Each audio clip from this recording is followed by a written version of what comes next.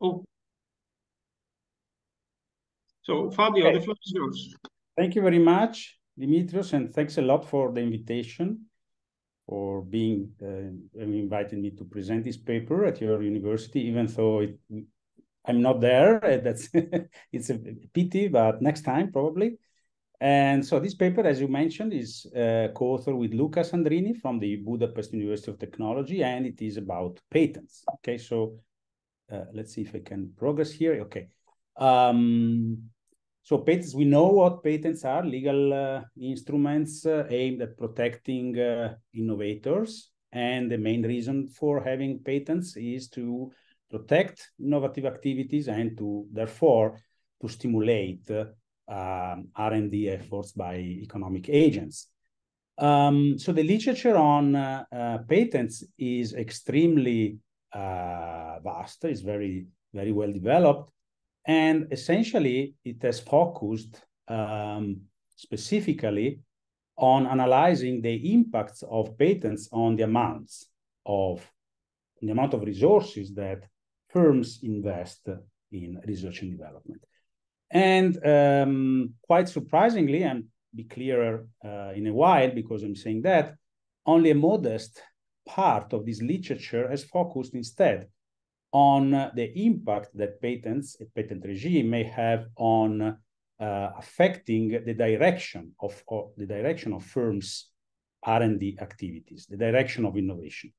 And it's quite surprising because it is well known since this seminal paper by Petra Moser that patents, they do affect not only the amount, but also the direction of innovation. In this paper, Petra Moser used historical data of 19th century inventions, and it has been shown that essentially in countries where a patent regime is in place, a patent system is in place, different technological trajectories are followed by firms different from those countries where instead a patent regime was not in place. So this is the quotation from Petra Moser, Petra Moser's paper. Patents help to determine the direction of technical change. So we essentially focus on this specific issue. So the aim of the paper is to analyze how the requirements for patentability, which are the core of a patent system, affect the direction of firms' innovation. So what I mean with requirements, well, probably is well known by everybody that in order to be patentable, an innovation must be useful and non-obvious. Useful means an innovation must be valuable, must generate utility, substantial utility, and non-obviousness means that an innovation must be sufficiently different from the current state of the art. So this is the so-called inventive step in the European jargon. So an innovation must truly be new in order to be patentable. So these requirements are usually set by the law, and then patent offices, they publish the so-called guidelines in order to inform firms on the way that they follow in order to implement practically the law. Okay, and interestingly, it has been shown by this author Takaaki that implementation, despite similar patent laws across various countries, implementation differs across various legal jurisdictions.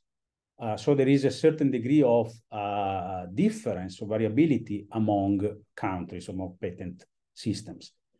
Another interesting stylized fact that deserves to be noticed is that non-obviousness and lack of novelty are the first two reasons for patent rejections. This data comes from the USPTO, the US Patent Office, and regards all the applications between 2014 and 2018.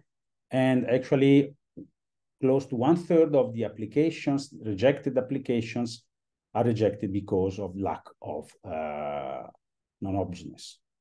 So it's a very important dimension of the patent system. So what we claim in this paper is that where the bar for patentability, so whether to have a stricter or less restrictive patent regime, where the bar is set, may influence not only the amount of R&D, and this is pretty obvious because if you are in a stricter patent regime, so it's more difficult to reach the bar for patentability, probably you have to invest more. But, and that's the point of our paper, is that it may affect also the direction of investment. And this is a relevant issue because we are convinced that it is, specifically in situations where you have competing firms that compete both at the R&D and in the product market. So what is defined as simultaneous innovation industrial structure using the jargon by Klaus Kulti. Okay, so where strategic interactions occur between firms both at the R&D and at the competition stage. So what we do in a context characterized by firms simultaneously, competing firms simultaneously investing in R&D, we discuss exactly what is the impact of the different levels of patentability requirements on the amount, but also on the direction of firms' R&D. What is the effect on market efficiency, on the value that is generated, and so on and so forth. So we are going to speculate a bit on these issues. Very quickly on the literature. As I mentioned, the literature on patents is extremely large, is huge. We believe that our paper may contribute to at least two specific parts of this literature. The first one, which is the narrowest one, is the literature which addresses specifically the role, the interaction between patents and direction of firms' R&D. And among these very few and recent papers, probably the two that are more closely related are the one which I've also contributed to with another colleague of mine. And this paper by Georg von Gravenitz is an empirical paper where it is estimated how the patent system is going to affect the direction of firms' R&D. Then we think also that we can contribute, our paper may contribute also to the more general discussion about the role of patentability requirements. So here there are more contributions that can be mentioned. All these contributions are surveyed in the very nice survey of the literature of Vincenzo De Nicolò, 2008. And even though in this part of the literature does not address specifically the impact of the requirements on firms' R&D direction, which is instead the focus of our paper. So what we do in this paper, in this presentation, so after this very quick introduction that I'm just closing right now, the presentation goes on into parts. The first one is the presentation of our general framework. So in the paper, we developed a very general framework for analyzing exactly the impact of patentability requirements on firms' direction of R&D. And in the third section, we then apply this general setting to specific theoretical frameworks. To illustrate our general setting, we developed two very simple and quite standard models of process and product innovations. In both sections, we start by analyzing what happens to the equilibrium of the market when the patent regime is very generous, so which means that also not very innovative technologies can be patented. So the requirements for patentability are negligible, and we look at what happens in that case. And then we extend analysis in order to analyze what happens if we increase the bar, okay? If the requirements for the patentability becomes stricter and stricter. So let's start with the general framework. Suppose there are two firms, I and J, they compete in the product market, but prior competition, they invest in R&D. Essentially, this investment goes in two stages. In the first, firms decide, first of all, the direction of their investment. Let's think for simplicity to the project. They decide in which research project to invest. More broadly speaking, the technological territory in which they want to undertake R&D investments. And then they actually decide how much to invest in the chosen project or in the chosen territory. Okay? If the investment succeeds, so if a firm is successful, there is uncertainty, as I'll explain better in a while. The firm generates a new, for example, a new product of a certain value. Can be a new product or can be simply an add-on, an additional value to the existing product in case of product innovation, or in case of process innovation. So our setting can be applied to both the standard types of innovation. In case of process innovation, beta I, this value can be seen as the reduction in cost due to the innovative activity of the firm. So this beta I is the value generated by the innovation, by the investment. May I interrupt you for a second? Yes, yes. The value of innovation is not depending on whether the other firm has innovated too successfully?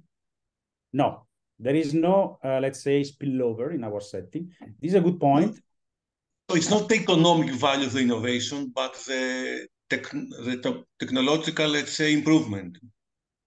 Vita I... It's the economic value, because that's exactly, is the value that the firm generates due to the investment. And but this is the market value. Yes. But the market value of my innovation is not dependent on whether the other firm has some innovation which competes with mine. If we both have cost-reducing innovations of value, let's say, epsilon, the economic value of my innovation... Sorry, can you repeat? Sorry, if we both have... a process innovation. Yes. Reduces the cost of production by some magnitude epsilon, let's say. Yes. Yes. The economic value of my innovation is smaller when you have also innovated a cost-reducing innovation. No, if you have a cost-reduced, it's much simpler than that. If you have a cost-reducing innovation, and I'll show you the illustrative application. So beta I simply is as in the standard model of process innovation, is the reduction in the marginal cost. Okay, that's what I'm saying. So it's not the economic value of innovation. Vita I is the technological improvement, let's say. That's what I'm saying. Well, in case of process innovation, yes, you can. Okay, now it's clear. It's not the economic value. Sorry, I was not following your. Okay, it's a monetary value anyway. That's what I was saying. Okay. Anyway, thanks for the question. Obviously, in order to create this value, there is a cost. So this beta I is the cost of is the investment in innovation. This function I is convex, so it's increasing in the value we want to generate at an increasing rate. Okay, so as I said, the direction of firms' R&D is the crucial dimension of our setting or story.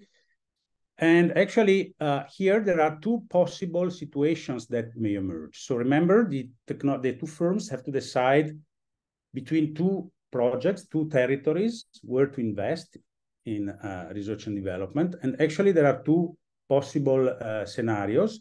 The two firms invest in the same territory, in the same technological space, In that case, we mentioned this specific scenario as overlapping technologies. So firms invest in overlapping technologies when they both invest in territory A or territory B.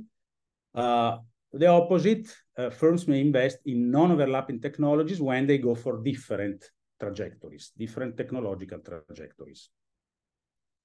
Okay, so as I said, in the second part of the paper, we have illustrative examples, one for product and one for process innovations.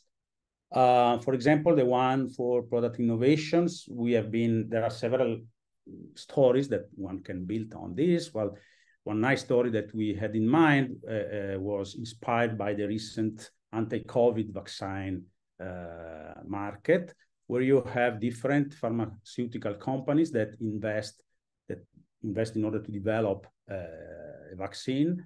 But prior to their investment, they have to decide whether the development technology, whether to use viral vector technology or messenger RNA technology. So these can be considered as the two territories, and once they have decided in which territory to invest, they invest, okay, they proceed with their R&D activity, and eventually they develop the vaccine.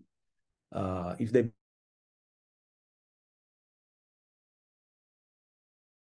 both succeed, development technology compete in the vaccine market with their own product. Process innovation is standard, so firms, they have to decide how much to invest, but first they decide technology to which technological territory to invest in order to reduce their cost of production, and then they compete. Okay, so as I said, there is uncertainty, but we really model it in a very simple way.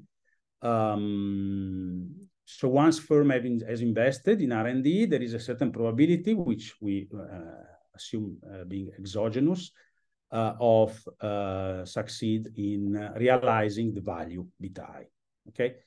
One important aspect of our setting is that we specifically on purpose, we assume that the two territories, the two projects are ex ante identical in terms of private and social value that may generate. So putting it another way, the cost of R&D and the probability of being successful are exactly the same. They're not dependent on in which project, in which territory I invest. And the idea is exactly, we want to get rid of obvious effects of asymmetries. Clearly, if there is a project which is ex ante more valuable, then this is going to attract with a larger probability the attention of the firms. So firms tend to invest in that project more than in the other one. So we want to get rid of this obvious effect, and we assume that indeed the two projects are ex ante identical. So if a firm succeeds in developing the project, then can be imitated at no cost. So there is full imitation. And clearly this has an effect on the incentive to invest, for obvious reasons. And to prevent imitation, the innovator can protect the invention through a patent. But this can be done only if its innovation satisfies the requirements for patentability. So we indicate the requirements, so usefulness and non-obviousness, the threshold for patentability with this parameter beta bar. Okay, so if a firm has an innovation which value is larger than beta bar, then can patent it, otherwise it can't. So the other very crucial ingredient of our setting is the following. As I said, initially, the two firms in the first stage, they decide the territory, the project, okay, where to the direction of their investments. When firms invest in the same territory, the so-called overlapping technologies, then what happens, and here there is the link between the direction and patent protection. What happens that the two firms develop innovations that are very similar, technologically identical, because they are developed in the same territory, which means that only one, they enter in a kind of patent race, because only one firm can, at the end, be assigned a patent protection. We can't have two patents protecting the same project. And therefore, we need a rule for assigning patent protection in case of success. So if both firms succeed, and this depends on the probability of success, if both firms succeed, then only one patent can be issued here, and we assume that the patent is randomly assigned. If firms instead invest in different projects, the so-called non-overlapping technologies, then in this case, if they succeed, they can obtain patent protection, both. So both succeeds, they can both get a patent, the two patents can coexist. It is as if we have the two pharmaceutical companies that invest, one in viral vectors and one in mRNA. They get their vaccines, and the two vaccines are protected. So there is no patent licensing. This is something that we are working on. So we are not allowing a successful firm eventually to license its technology. There are no patent disputes here. These are all additional projects that we want to develop as a follow-on of this paper.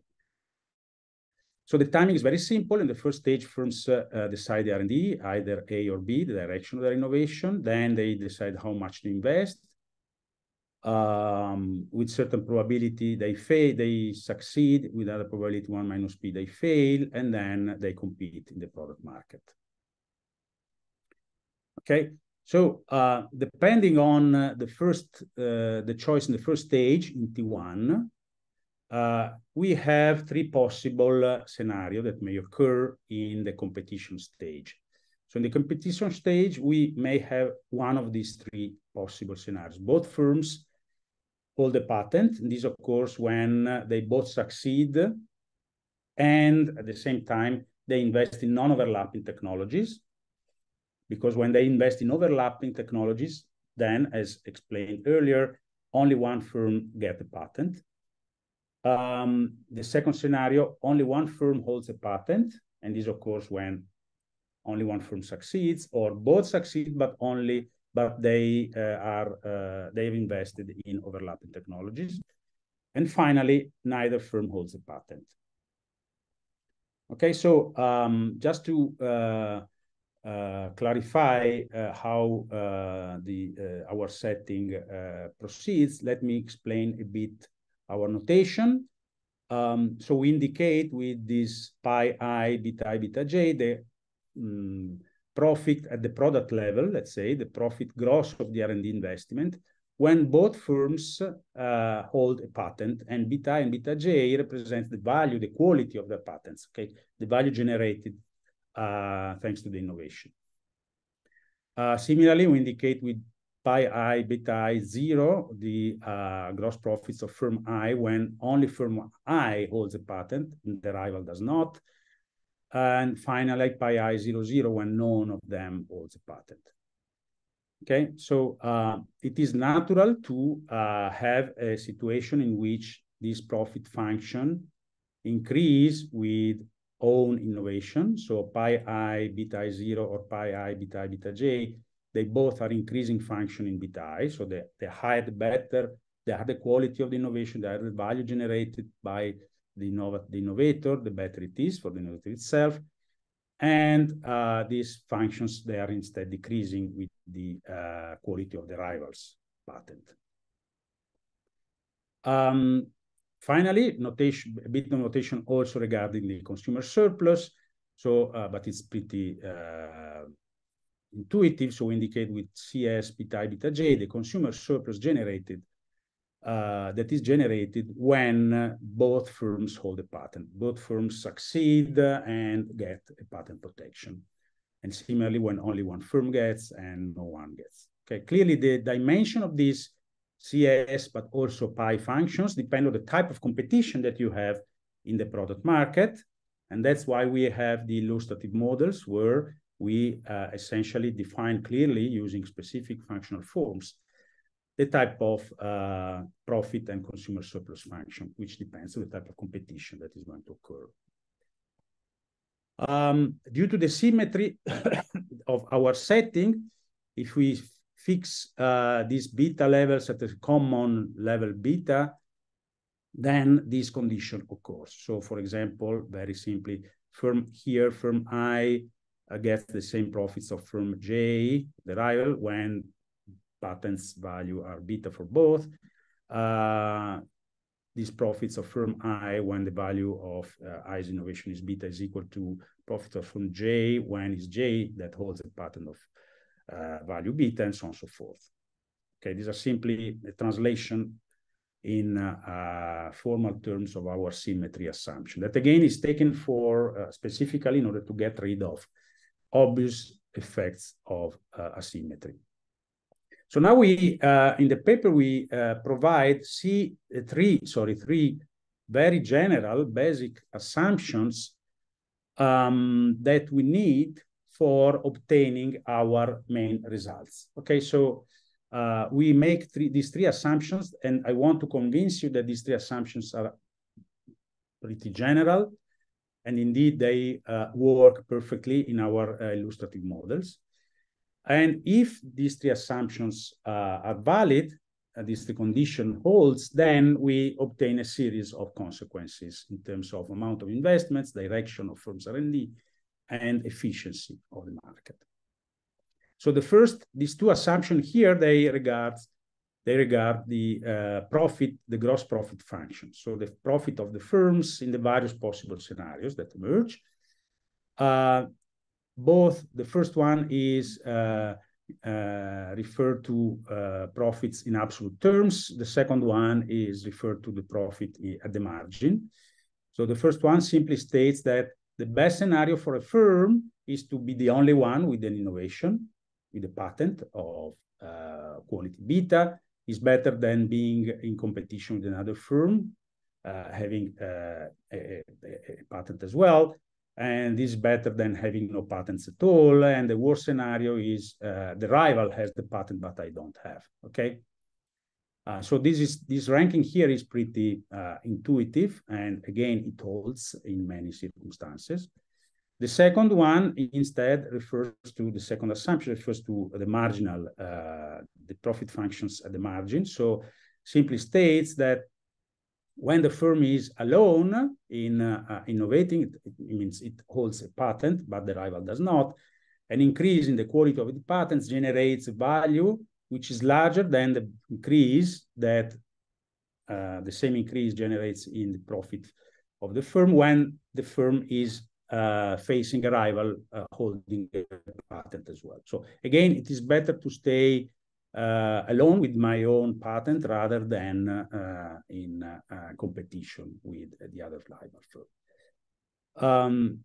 This is simply a technical assumption that says that yes, this first derivative is pretty large, but not too much. Okay, so it's large, but not twice the effects that the increase in profit of firm I are generated by the value of the patent beta I when also the rival got the patent. The third assumption, that's the last one that we need for our results, regards instead consumer surplus. Okay, so, but again, it's very, very intuitive. Consumers are better off when both firms innovate, both firms succeed and obtain their patents. So this CS beta beta is the consumer surplus that is generated when there are many innovations. In this case, many means two innovators. It's better than having only one innovator, and obviously it's better than having no innovation at all. Okay? So all these assumptions are valid in the most used oligopolistic setting, as we will see in the two illustrative examples. So we start with the generous patent regime, as I mentioned. So we solve the model starting from the very simple scenario in which the patent regime is very, very generous. So also negligible innovations can be patented. technically speaking, this beta bar, which is the threshold for patentability, is epsilon, is a tiny number. So even if you get a very, very small innovation, then you can patent it. Okay? So preliminary innovation that must be done is that, I'm not going to show you, but this is pretty obvious, that if there is no patent protection, then imitation kicks in. So an innovator is fully imitated, and then this reduces strongly the incentives to invest. So there is large underinvestment, standard stuff. So what happens when we move to the opposite direction, from no innovation, no patents protection, to a very generous patent regime? Okay, this beta bar equal to epsilon. So this is the maximization problem of firm I in the second stage. Remember, in the first stage, firms decide the direction of their innovation. In the second stage, they decide how much to invest. So they decide the beta I in order to maximize the expected profits. Expected because there is an uncertainty on the successful degree of successful. And these two expressions here simply represents the expected profit functions of the two firms when they have invested in overlapping technologies, the first equation here, or non-overlapping technologies, the other equation here. So very quickly, for example, the last one. So when both firms succeed, and this, of course, with probability p squared, p is the probability that one firm succeeds, p squared the probability that both succeed, then they both obtain the patent, and therefore this pi I, beta j, is the profit that firm I gets when the firm succeeds in obtaining an invention, but also the rivals. Okay? Then we have the profits when only one firm succeeds, and profits when none succeeds, and finally the cost of innovation, the cost of R&D.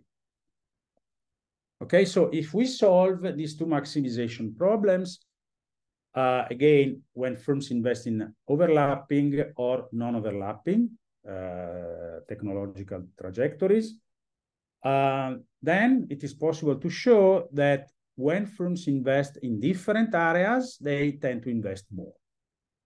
Okay, so if they succeed with the innovation of higher value. Then when they invest in overlapping technologies. So this is pretty intuitive. Competition in R&D, which occurs when firms invest in overlapping technologies, lowers firms' incentives to invest. And therefore, firms tend to invest more when they are active in different projects.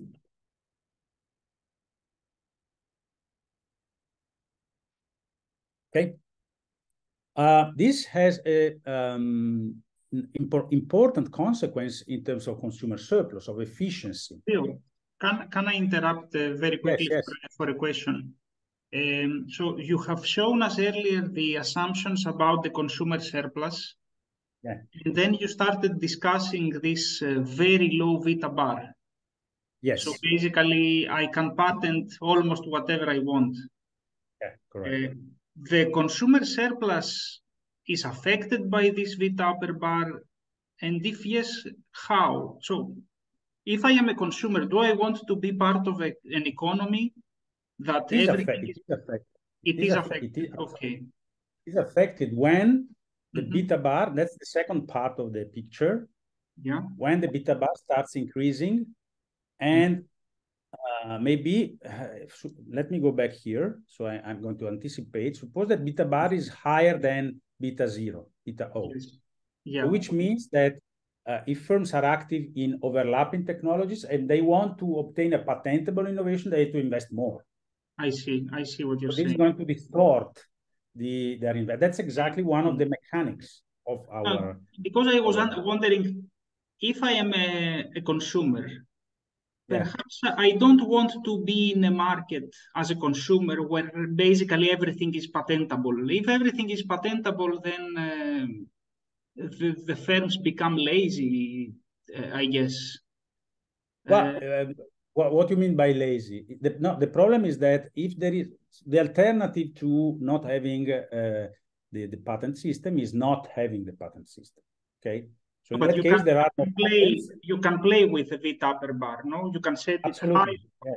But suppose, let's stay to beta per bar epsilon, so negligible, okay?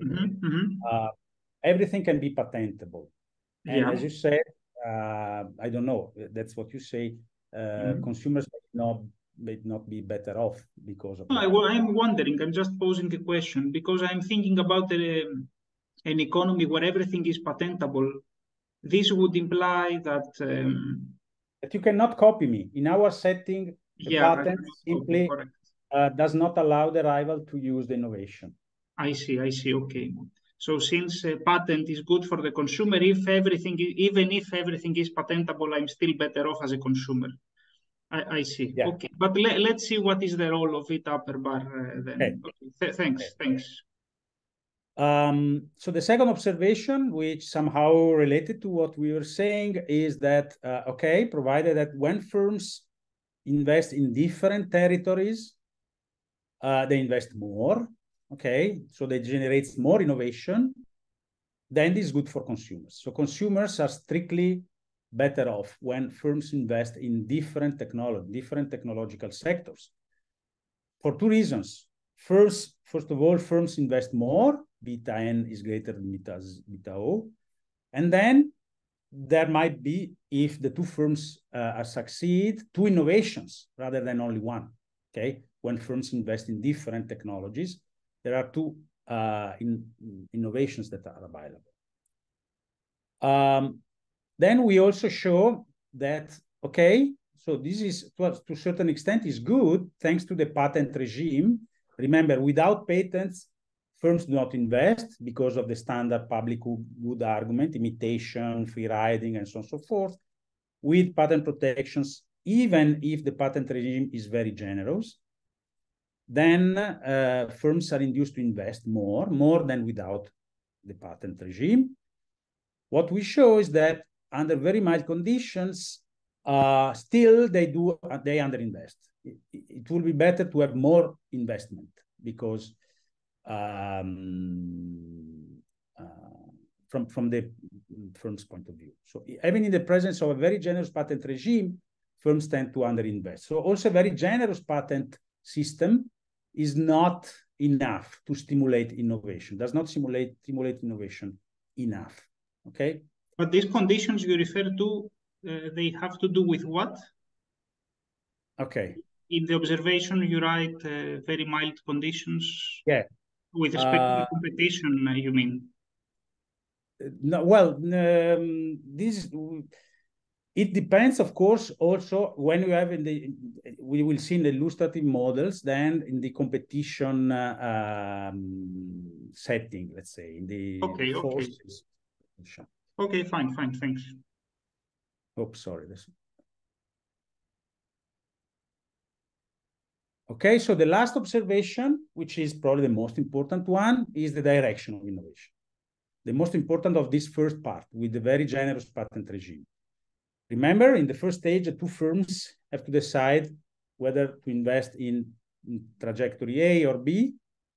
And we show that if the R&D cost function, so the I function, is sufficiently convex, then firms invest in overlapping innovations. So they go for the same trajectory, same territory. And the reason is quite simple because as we have seen, when they go for different trajectory, non-overlapping, they tend to invest more. This means that they have their cost, the R&D cost is larger. And if the R&D cost function is sufficiently convex, there is a significant increase in the cost for the firms when they act in non-overlapping technologies. So this increase in cost more than compensate the reduction in profits that firms incur when they invest in non-overlapping technologies. So at the end of the day, they prefer to go to invest in overlapping technologies.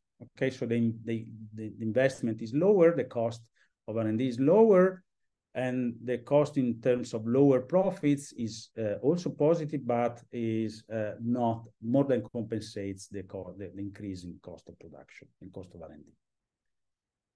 Okay, so wrapping up with a very generous patent regime, what happens is that this regime solves the classic underinvestment problem due to imitation and free riding.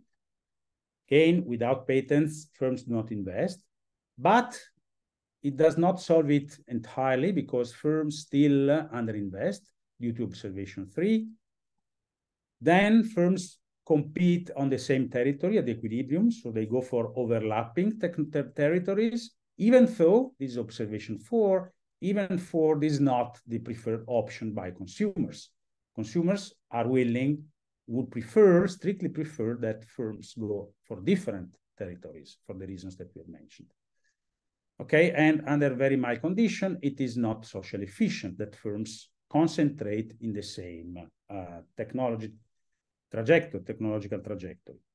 So the next question is, can a stricter patent regime where this beta bar increases may play a role in trying to solve some of these inefficiencies?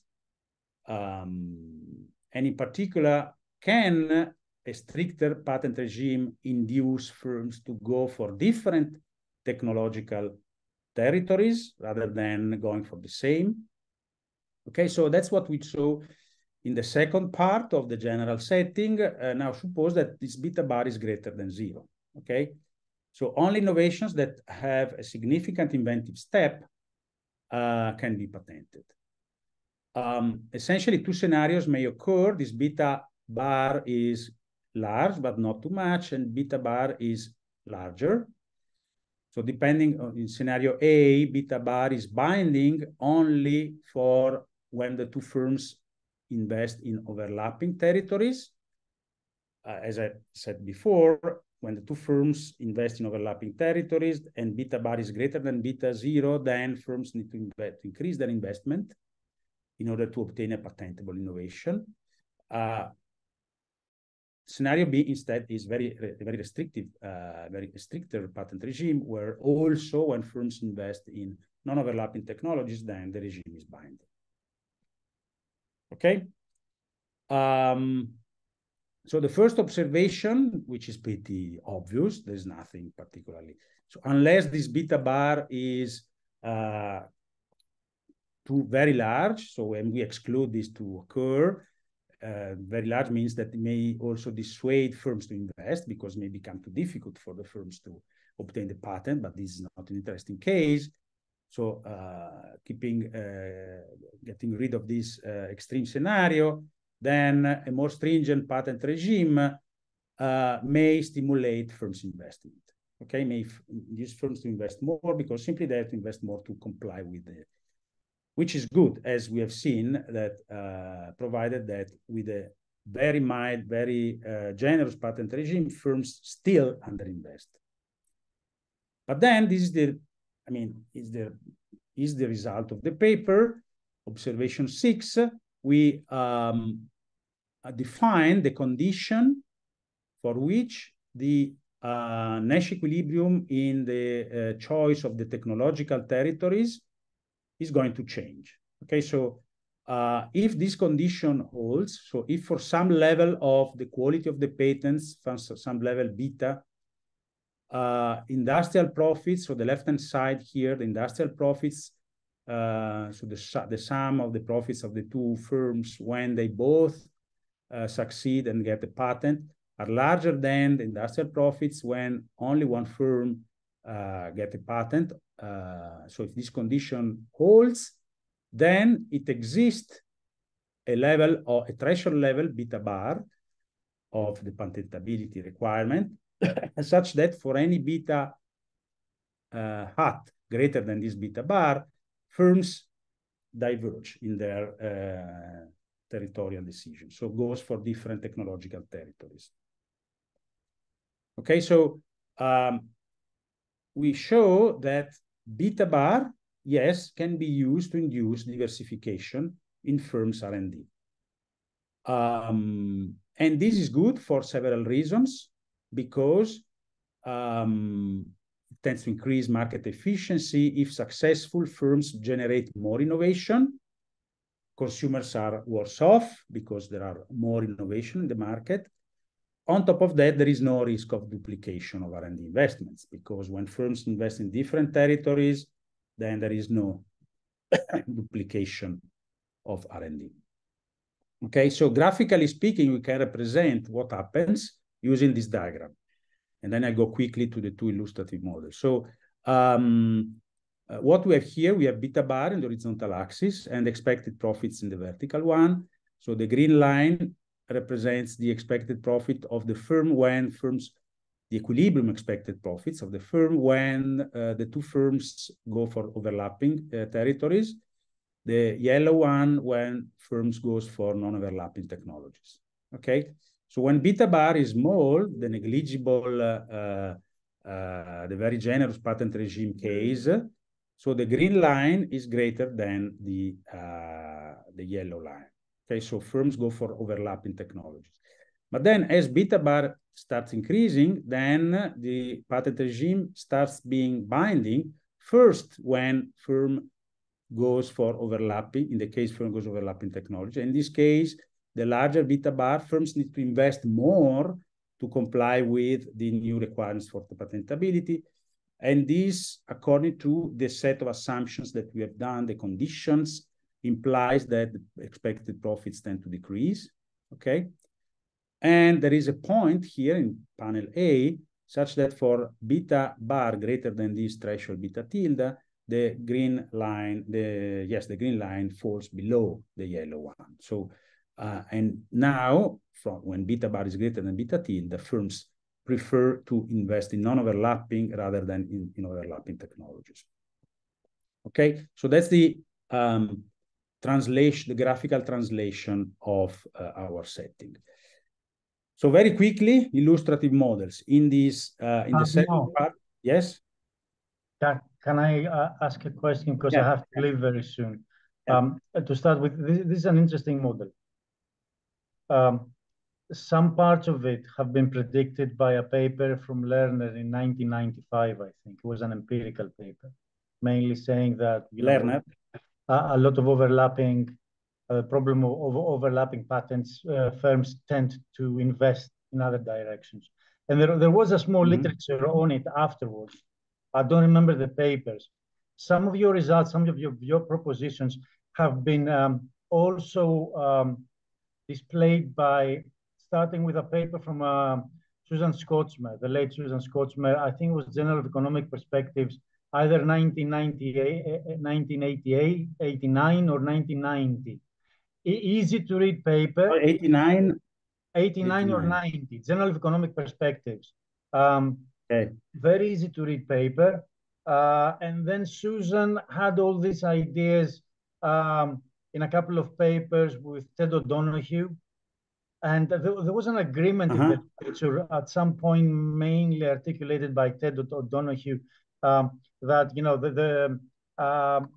all these henceforth will be, you know, we take them for granted, which makes your contribution rather refreshing, because it's been like 20 years since anyone revisited all this. Okay, the point I have to ask basically has to do with particulars of patenting. Okay, I patent, okay, and I patent for others as well. Now, when I patent, I generally start looking at who has done exactly the same. So 18 months afterwards, the veil is lifted. I start looking who's done exactly the same, in which case I've got a choice. If I see somebody who's done more or less the same thing like me at the same time, I can appeal. I can appeal prior to him getting a patent and afterwards. So there's a window of opportunity. Now, if I saw him and I did nothing, it means I'm myopic. If I did nothing and I didn't see him, it means that I don't have full information. So here you've got something that looks to me that there's full information. And the referee may pose, the referee who understands patents, the system, mainly a lawyer, will ask, hey man, Fabio, what's going on here?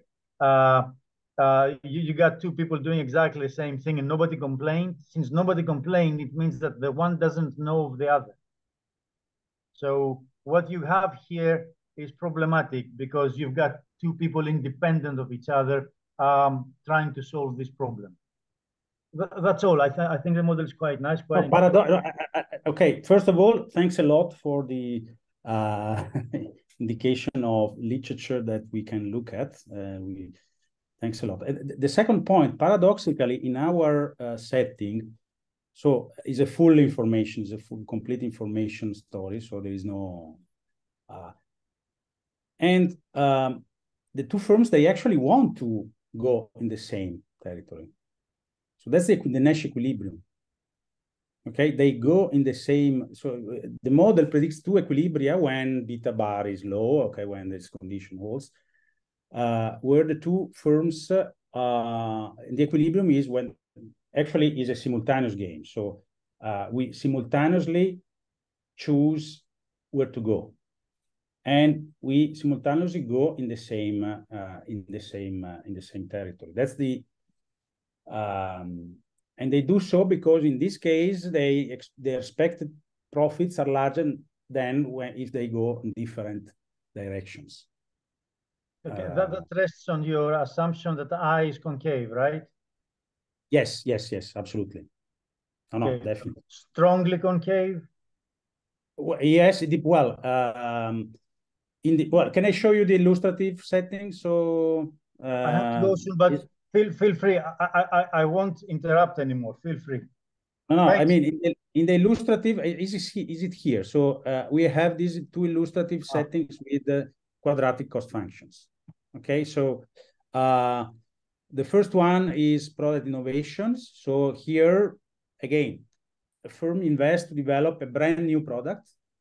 Okay, if I'm the only one investing or succeeding, then I'm a monopoly, and this is the demand function I get. Okay, beta is a demand shifter, so the more I invest, the higher the value, the intercept of my demand. If we both succeed, then we compete. Each one competes with its own product. And in this case, there is competition, and we introduce also a degree of the intensity of competition between the two.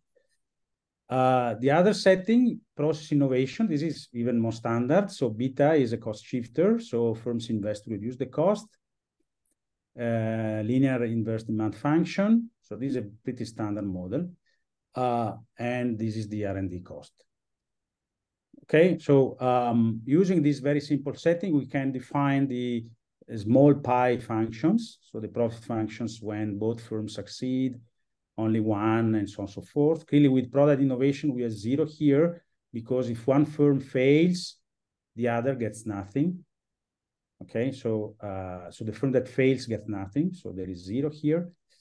And it's easy to check that all these assumptions, all these expressions here, they fulfill our main observations, the one that I've shown you earlier on profit rank. Wait a minute. Would they fail if they did not get nothing? Like the standard assumption is that you're stuck with your old technology and you still get like a part of the pie. Okay, so we also have another illustrative model in which this is, let's say, a drastic product innovation. Okay, so if I don't get nothing, I cannot stay in the market. But you can also obtain similar results. Okay, instead of having 0 here, you have something, okay, related to, which is very similar to what you have here with process innovation. So if you don't innovate, you can still be there. Okay, so. Fabio, there is like, at the moment, not so much in economics, there's great interest regarding simultaneous innovation. And partly has to do, as you mentioned, about COVID. And in COVID, there was a lot of simultaneous innovation, okay? And the legal literature is asking, yeah, what's going on here? Now, you've got a nice result, actually, that Nash equilibrium that both firms want to do this. Actually gives us something, you know, for the first time, I see something that I say, okay, there's economic intuition, why this may happen. Up to now, it was accident. Nature did it. So it's nice. Stress that a bit more. Yeah.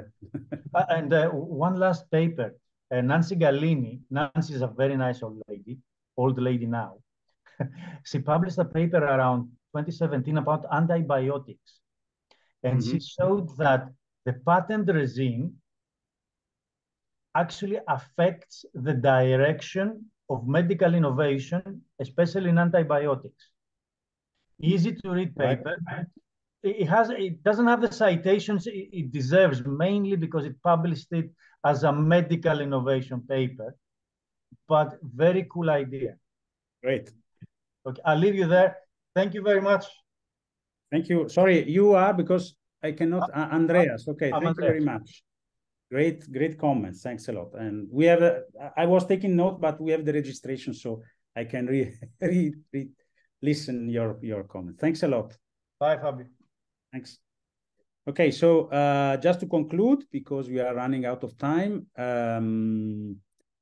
so these are the illustrative models, and we show in the last part of the paper that with this, in this setting, our results holds. Let me skip this, we don't have time. So this is the graphical analysis of the illustrative model 2 with process innovation, which exactly replicates the type of diagram that I showed you in the general setting. Okay, so the green line, the green line are the expected profit function of firms when they go for overlapping technologies, so for the same technological territory, and the yellow line instead when they choose different technological territories. So there is a threshold here for patentability such that the green line falls below the yellow and firms go for different technological territories. Okay, this occurs when the probability of success is not too close to 1. So there is some degree of uncertainty. When this condition does not hold, then it's easy to see that our observation 6 never holds. So the results cannot apply exactly because observation 6 is not satisfied, it's not fulfilled. Okay, so these illustrative models confirm our general theory, and we have shown that inducing firms to invest. So clearly, in this setting, we are also able to characterize the welfare because we can compute perfectly the area below the demand functions, the triangles, and we can see that indeed, inducing firms to invest in different areas may have several desirable effects from the social point of view. So to conclude, I already mentioned some of the future lines of research we are involved in. Licensing, so what happens, which is the most obvious extension, what happens when a successful innovator can license the rival, or eventually cross-licensing may occur when both firms succeed, so they both obtain the patent, they can cross-license each other. So there are also kind of collusive agreements that may kick in, and how this is going to affect the impact of beta bar, the various patent regime for patentability, on the incentive to invest. We don't know, it's something we are looking at yet. The second lines of research is introducing spillover. So what happens when third parties, the rival, typically can benefit part of my investment and vice versa. And finally, this is something that is a comment that we have received in our previous presentation, which seems quite interesting because we have a setting with one country. There is only one patent office, let's say, but we know from some recent literature that the various patent offices, they are in competition. They act in order to attract innovators to patent their innovation in their to apply for a patent in their countries. And the question now is, how can you use your patentability requirements to attract innovators? So to introduce a kind of competition among different offices. That's something that we consider interesting, an interesting aspect to discuss. I think it's done for me. That's great, Fabio. Thank you so much for the interesting presentation. We are sorry that we interrupted you so many times. Oh, well, it was okay. very appreciated. So, that's great. That's great. I am pretty sure that most of the people already posed their questions. If you don't mind, I would like to pose one.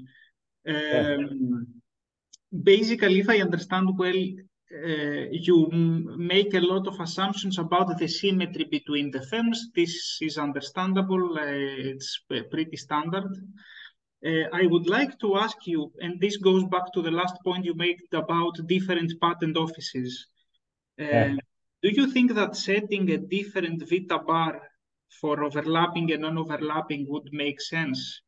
I mean, if everybody wants to patent in a certain category, then the Vita bar might be chosen to be high, whereas if everybody wants to patent, but there is a diversification, let's say, perhaps people choose, or the patent office might choose a lower Vita bar.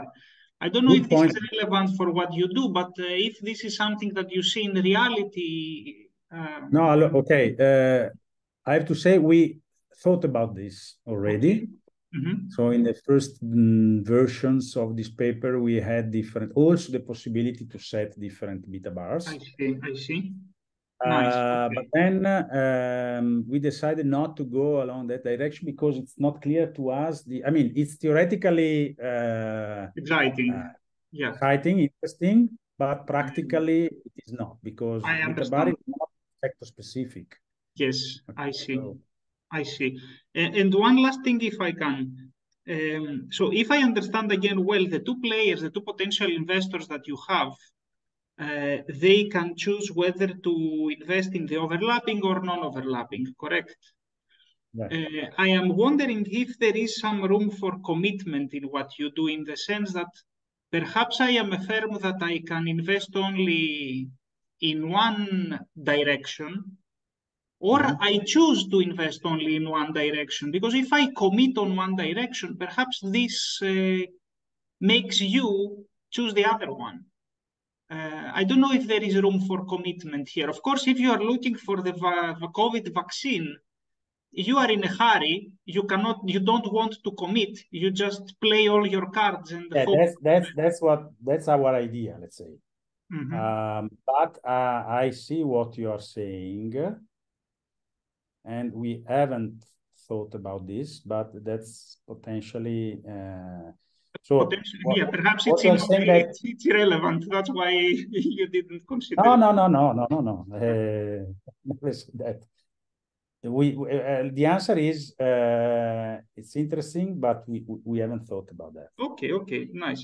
Because again, there are firms that they cannot do everything. They can innovate in a certain direction only. So for them, it's not about choosing this or that. It's about choosing this or nothing. And I'm wondering if this will affect the competitor. If the competitor can choose and I cannot choose, this might give birth to a different. You are a company, you are a firm that can invest only in a given. Yeah, and you can choose instead if you want to overlap with me or not. Now this can be an interesting. It should not be difficult to. It is you have a kind of dominant firm against smaller that is committed. Perhaps I have a firm that it's a startup or something, and I have a special knowledge about mRNA, but I know nothing about what was the other one? Yes, about the viral sector. Yes. So let's say that I am an expert in mRNA and I know nothing about viral sector, and my choice is do the mRNA or don't do the mRNA. Instead, you are as if we have a sequential decision, let's say.